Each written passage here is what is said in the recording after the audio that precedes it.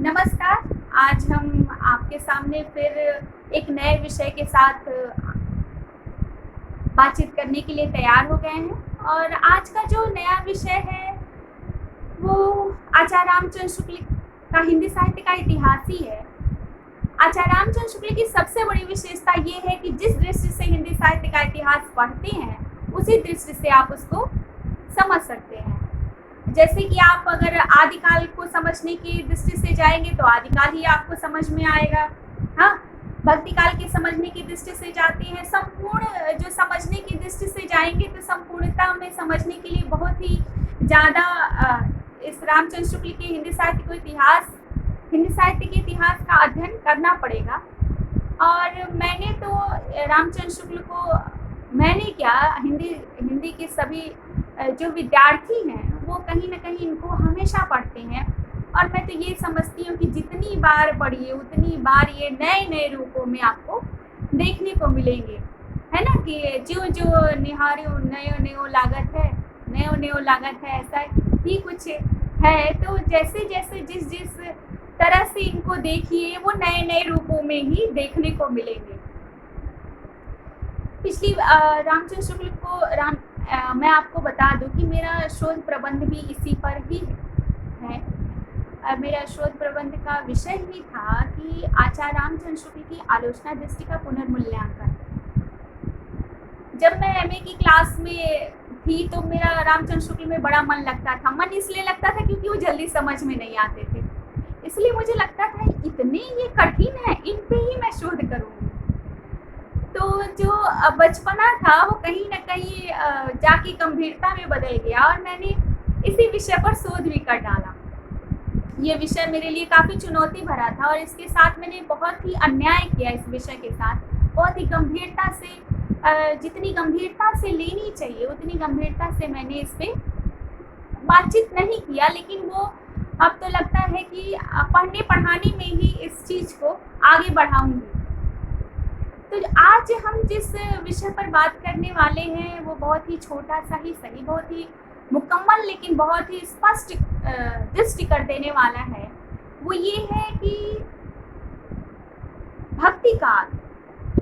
आचार्य रामचंद्र शुक्ल ने भक्ति काल के बारे में जब लिखना शुरू किया तो देखेंगे कि आप हिंदी साहित्य के इतिहास में कि भक्ति काल के बारे में बताते हैं और सबसे पहले कहते हैं, सबसे पहली ही लाइन है कि इस्लाम के आक्रमण से कि इस्लाम का आक्रमण हुआ, देव मंदिर गिराए जाने लगे, देव मूर्तियाँ तोड़ी जाने लगी, तो हताश और निराश जो जनता थी उनको आराध्य के पास जाने के अलावा दूसरा कोई मार्ग नहीं था।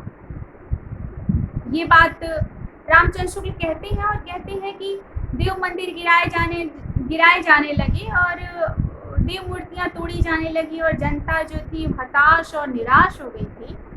इस वजह से भक्ति का प्रादुर्भाव होता है। लेकिन सिर्फ ये एक राजनीतिक परिस्थिति के अंतर्गत इसको बताते हैं। राजनीतिक परिस्थिति में जब ये बताते हैं तो मुख्यतः ये कहते हैं कि इस्लाम का आक्रमण ही होने से भक्ति का प्रादुर्भाव होता है, वो राजनीतिक परिस्थिति बताते हैं। फिर धार्मिकता की तरफ जब आते हैं तो धार्मिकता की तरफ आते हैं तो आदिकाल के बारे में बताते हैं कि आदिकाल में सिद्ध जैन और नाथ थे। सिद्ध जैन और नाथ ये रामचंद्र शुक्ल इनके साहित्य को सांप्रदायिक काव्य कह के साहित्य की कोटि में नहीं मानते हैं। कहते हैं कि ये सांप्रदायिक काव्य है और मैं इसको साहित्य की कोटि में नहीं मानता हूँ। तो आपके मन में ये जिज्ञासा होनी चाहिए और हमें जिज्ञासा होती भी है कि जब सांप्रदायिक काव्य माना और साहित्य की कोटि में नहीं रखा, फिर ऐसा क्या कारण था कि हिंदी साहित्य का इतिहास भी लिख रहे होते हैं और उनको कोट करते हुए आगे भी बढ़ते हैं। तो आप जब ध्यान से हम पढ़ते हैं तो वो खुद स्पष्ट कर देते हैं कि देखिए सांप्रदायिक काव्य है, लेकिन मैं इसकी चर्चा, इसके विकास यात्रा को इसलिए बता रहा हूँ कि मुझे या हमें या पाठक वर्ग को संपूर्ण परंपरा में किसी चीज को देखने, समझने और मूल्यांकन करने की दृष्टि विकसित हो। क्योंकि आदिकाल में सिद्ध जैन नाथ को समझे बिना हम भक्ति काल में कबीर की परंपरा को, है ना, रामानंद की परंपरा को, ज्ञान आश्रय और प्रेम आश्रय परंपरा को नहीं समझ सकते। इसीलिए एक परंपरा के विकास के लिए, परंपरा के मूल्यांकन के लिए इन सिद्ध जैन नाथों के साहित्य को समझना पड़ेगा। जब आप धार्मिक परिस्थिति की बात करते हैं, भक्ति के उद्भव और विकास के लिए धार्मिक परिस्थिति की जब बात करते हैं, तो रामचंद्र शुक्ल ये कहते हैं कि बहुत ही सूक्ष्मता थी भक्ति को लेकर। उसका कारण क्या था? ये सिद्ध जैन नाथों की जो काव्य परंपरा थी, उसमें प्रेम और सहजता कहीं दिख नहीं रही थी। जनता क्या थी? डरी थी। अब सिद्धि प्राप्त करना, हाँ, कन फटे होना और कपालिक और मुंड की आराधना करना, इसमें जनता कहाँ से आपसे जुड़ पाती? जनता को तो, लोग को तो सहज प्रेम चाहिए था। वो सहजता आपको सिद्ध जैन नाथों की परंपरा से नहीं मिली। इसीलिए आप देखेंगे कि इस सहजता की ही वजह से, इस असहजता की ही वजह से भक्ति का भी प्रादुर्भाव होता है। फिर कहते हैं कि अब आप रामचंद्र शुक्ल के पुस्तक को भी कोट करते हुए हम चलेंगे ताकि इसकी प्रामाणिकता हमारे साथ बनी रहे। तो देखेंगे कि रामचंद्र शुक्ल एक बात कहते हैं कि धार्मिक परिस्थिति में सिद्ध जैन नाथों को मैं इसलिए ले रहा हूँ क्योंकि सिद्ध जैन नाथों में प्रेम का अभाव था। सिद्ध जैन नाथों की काव्य में प्रेम का अभाव था। सिद्ध जैन नाथों की कविताओं में प्रेम और लोकाभिव्यक्ति का अभाव था, और उस अभाव के कारण कभी भी धर्म जो है वो हंस खेल नहीं सकता। इसीलिए रामचंद्र शुक्ल कहते हैं कि जो धर्म है उसके 3 तत्व महत्वपूर्ण। उसमें कहते हैं कि कर्म है, ज्ञान है और भक्ति है।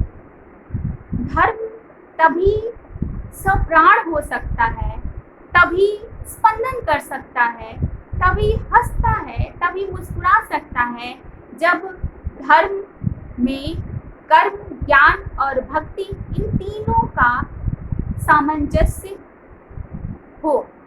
इसीलिए आप देखेंगे कि रामचंद्र शुक्ल कहते हैं इसकी इन 3 धर्म में इन तीनों में से किसी के अभाव में, किसी एक के अभाव में वो विकलांग हो सकता है। अब उसको वो कोट कर रहे हैं, उसका कोटेशन मैं पढ़ रही हूँ। देखिए, कहते हैं कि धर्म का प्रभाव कर्म, ज्ञान और भक्ति, इन तीनों धाराओं में चलता है।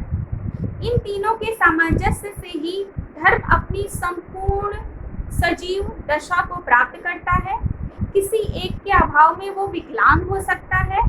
अब कहते हैं कि कैसे, अगर मान लो जी कर्म ना हो तो धर्म कैसा होगा? आप बताएंगे। कर्म के बिना वह लूला लंगड़ा, ज्ञान के बिना वह अंधा और भक्ति के बिना वो निष्प्राण होता है। इसीलिए कहते हैं कि आदिकाल में, अब फिर कहते हैं कि देखिए कि कर्म और भक्ति ही सारे जन समुदाय की संपत्ति होती है। कर्म और भक्ति ही सारे जन समुदाय की संपत्ति होती है। और फिर कह रहे हैं कि हिंदी साहित्य के आदिकाल में, फिर आदिकाल के बारे में बात करेंगे। हिंदी साहित्य के आदिकाल में कर्म तो अर्थ शून्य, विधि विधान, तीर्थाटन और पर्व स्नान इत्यादि के संकुचित घेरे में पहले से ही बहुत बद्ध चला आ रहा था। धर्म की भावनात्मक अनुभूति या भक्ति, जिसका सूत्रपात महाभारत काल में और विस्तृत प्रवर्तन पुराण काल में हुआ था, वह कहीं न कहीं दबती उभरती चली आ रही है। इसका मतलब ये है कि 1375 से पहले ऐसा था कि धर्म पूरी तरीके से हंस खेल नहीं रहा था। धर्म में कहीं ज्ञान का अभाव था, कहीं कर्म का अभाव था, कहीं भक्ति का अभाव था। इसीलिए धर्म की जो अभिव्यक्ति थी वो बहुत कुछ अधूरी सी चली आ रही है। हम ये जरूर कह सकते हैं कि भक्ति का प्रादुर्भाव पुराण काल में भी देखने को मिलता है। भक्ति का जो अंश है वो महाभारत काल में भी देखने को मिलता है। हम ये भी कह सकते हैं कि भक्ति का जो स्रोत है वो आपको आदिकाल में भी देखने को मिल सकता है। लेकिन भक्ति शरीर और आत्मा एक साथ जब संवाद करती है तब लोक संवाद करता है। और वो संवाद आपका भक्ति काल में हुआ, जब आपके रामानंद की परंपरा आती है, जब आप वल्लभाचार्य की परंपरा आती है, जब कृष्ण काव्यधारा का विकास होता है और जब राम काव्यधारा का विकास होता है। तो आचार्य रामचंद्र शुक्ल कहते हैं जनता, कृष्ण काव्य परंपरा आई तो जनता निमग्न हो गई, निमग्न एकदम डूब गई। किसमें डूब गई? प्रेम में डूब गई। सहज प्रेम, किसी के दबाव में नहीं, किसी के डर में नहीं, हठ योग साधना में नहीं, तंत्र मंत्र साधना में नहीं, कुंडली जागरण में नहीं। इसमें भक्ति नहीं है, इसमें प्रेम नहीं है, इसमें सहजता नहीं है। लेकिन जो कृष्ण काव्य धारा थी, जो राम काव्य धारा थी, जो ज्ञान मार्गी काव्य धारा थी, उसमें सहजता है। वो किसी को डराएगा नहीं, वो अपना बनाने का काव्य है, प्रेम से अपना बनाने का काव्य है। आचार्य रामचंद्र शुक्ल कहते हैं कि धार्मिक परिस्थिति में भक्ति का उद्भव और विकास को अगर देखना तो सबसे बड़ा कारण ये होगा कि आदिकाल में सुखता थी, और वो सुखता आपको देखने को मिल जाती है कि किस तरीके से तीर्थाटन, है ना, पर्व स्नान, हठ योग साधना, कुंडली जागरण, ये सारी चीजें, ऐसा नहीं है कि आदि का भक्ति काल में नहीं देखने को मिलता है, ये सारी चीजें देखने को मिलती है। लेकिन साधनात्मक रहस्यवाद और साधनात्मक रहस्यवाद में आपको ये सारी चीजें देखने को मिलेंगी। लेकिन बहुताय कबीर भी इसको स्वीकार नहीं करते। बहुताय मतलब बहुत स्तर पे कबीर भी रहस्यवाद को लेकर नहीं चल पाते हैं। कहीं ना कहीं वो लोक से जुड़ने के लिए, वो लोक की अभिव्यक्ति के लिए वो लोक का मन पढ़ लेते हैं और लोक के हिसाब से ही वो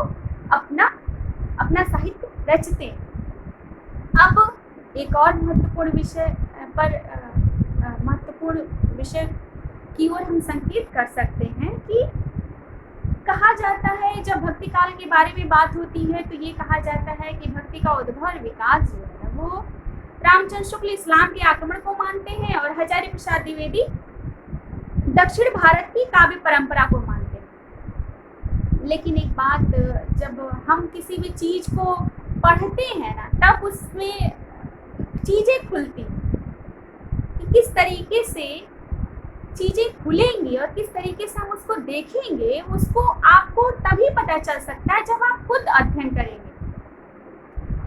हम लोगों ने बहुत, जब स्टूडेंट लाइफ में थे तो हम लोगों ने बहुत ही सुना कि रामचंद्र शुक्ल हैं जो इस्लाम के आक्रमण को मानते हैं भक्ति के उद्भव और विकास के संदर्भ में, और हजारी प्रसाद द्विवेदी जो दक्षिण भारत की परंपरा से स्वाभाविक विकास की ओर उसका संकेत करते हैं।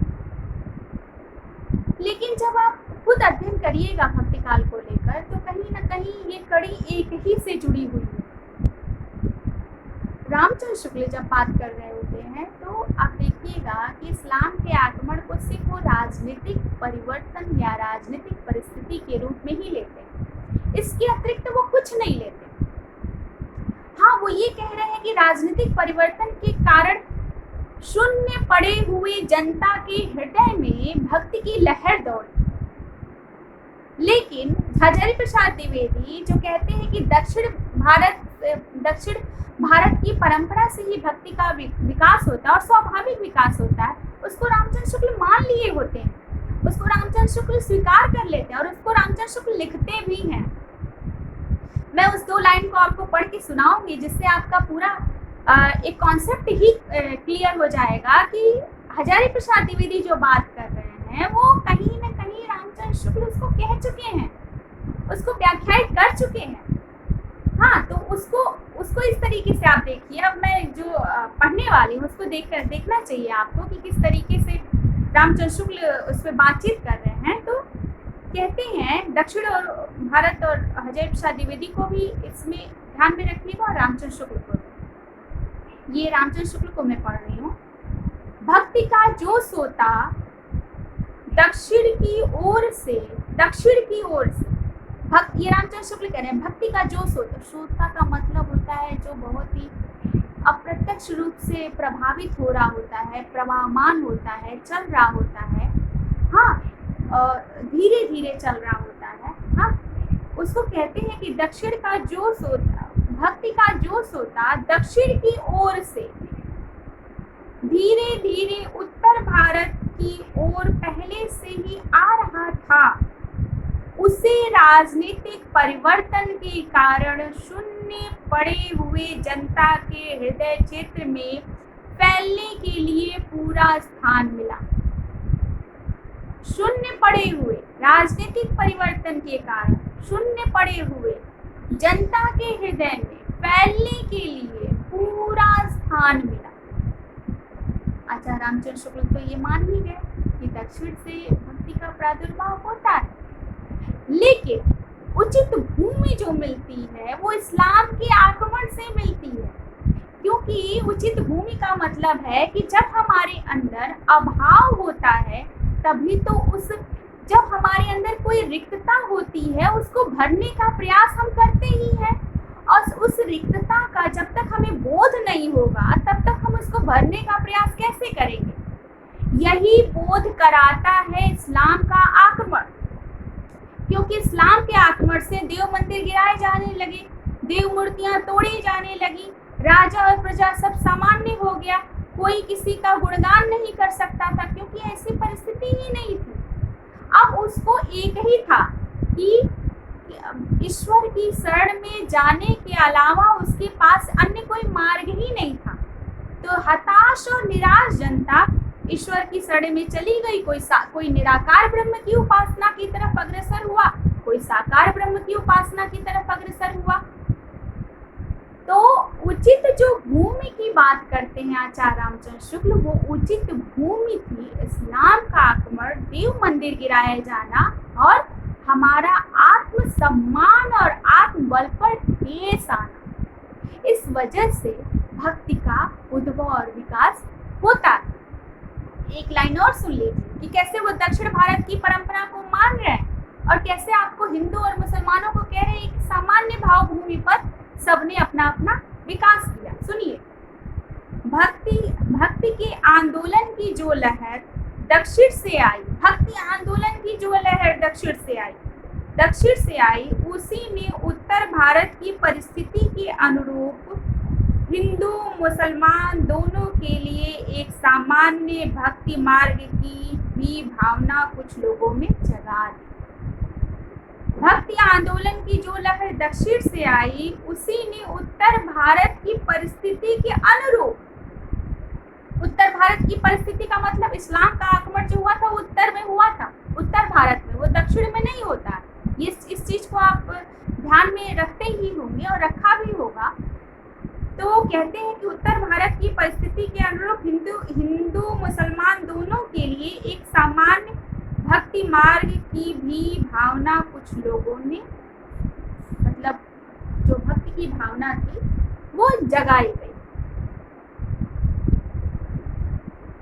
हमने अभी जो बातचीत की वो मुख्यतः यही है कि भक्ति का प्रादुर्भाव हुआ कहाँ से, आचार्य रामचंद्र शुक्ल क्या मानते हैं और हजारी प्रसाद द्विवेदी क्या मानते हैं। हजारी प्रसाद द्विवेदी ने तो क्योंकि वो परंपरा और संस्कृति को ही लेकर चलते हैं, इसीलिए परंपरा और संस्कृति के मूल में वो दक्षिण भारत की परंपरा और भक्ति को मानते हैं। लेकिन रामचंद्र शुक्ल का जो मूल है वो लोकाभिव्यक्ति है, इसीलिए वो लोक मंगल की साधना अवस्था और लोक मंगल की सिद्धावस्था की बात करते हैं। इसीलिए वो लोक के पक्षधर हैं और लोकाभिव्यक्ति जिस साहित्य में नहीं होती, आचार्य रामचंद्र शुक्ल उसे बर्दाश्त नहीं करते, उसे तुरंत कठिन काव्य का प्रेत कह के और सांप्रदायिक काव्य कह के उसे साहित्य में रखते ही नहीं, क्योंकि साहित्य जो है वो जनता की चित्तवृत्ति का संचित प्रतिबिंब है। क्योंकि आप लोगों ने ये जान ही लिया होगा कि आचार्य रामचंद्र शुक्ल जनता की चित्तवृत्ति के परिवर्तन को ही साहित्य की मूल कड़ी मानते हैं और उसी कड़ी को कहते हैं कि जब तक लोकाभिव्यक्ति जिस काव्य में नहीं होगा उसको मैं साहित्य नहीं कह सकता। इसी वजह से आप देखेंगे कि आचार्य रामचंद्र शुक्ल लोक को तो मानते लेकिन कहीं वो कभी भी परंपरा को नहीं छोड़ते, वो संस्कृति और परंपरा को भी लेते हैं और उससे संवाद भी करते हैं और उसको लोक से जोड़कर भी देखते हैं। लेकिन उसके जोड़ने और लोक से संवाद करने का जो कारण है वो सिर्फ और सिर्फ इसलिए है कि हम हम चित्तवृत्ति को समझ सकें, हम प्रेम को समझ सकें, हम कर्म को समझ सकें, हम ज्ञान को समझ सकें, तभी हमें अपना धर्म पता चलेगा।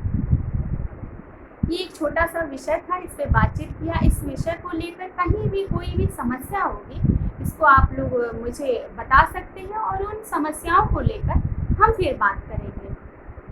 तब तक के लिए अलविदा।